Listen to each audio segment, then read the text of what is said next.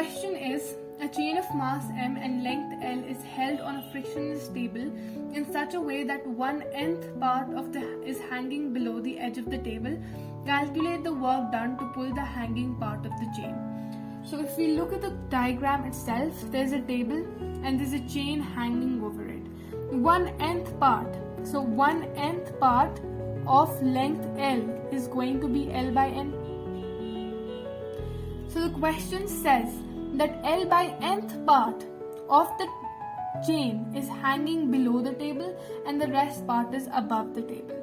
What we have to do is that we have to find the work done that is required in lifting this L by n part of the chain above the table such that this whole chain lies on the horizontal part of the table.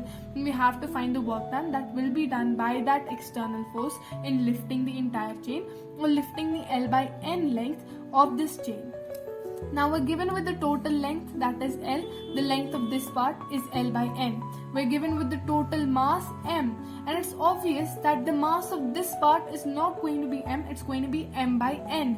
That is the mass of this 1/nth part of the length of the certain chain. Now we'll use work energy theorem. We know that the work that is done here, it is first of all this is the work that is done by the gravity. So gravity is going to act downwards and the weight is going to act downwards. So we're going to have mgh. Now in these kinds of questions, we generally consider the center of mass. We generally consider the center of mass, that it's this center of mass that we have to lift to this point in the table. Only then will the entire chain come to the same horizontal plane on the table. Now we're going to consider this center of mass. We know that the length of this part of the chain, it is L by n. Now half of L by n, because we're only considering this part, the part till the center of mass, it's going to be L by 2n. That is half of this length, because we're only going to consider the center of mass while lifting this entire chain up the table. Now when we talk about mgh, we already know that the mass of this part of this chain is going to be m by n, because it is the mass of 1/nth part of the chain hanging below the table. So the mass of the particular part of the chain is going to be m by n.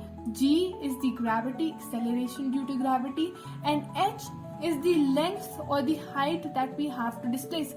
As I already said, we will not take L by n, we'll take L by 2n, because we have to take half of this length by considering the center of mass only.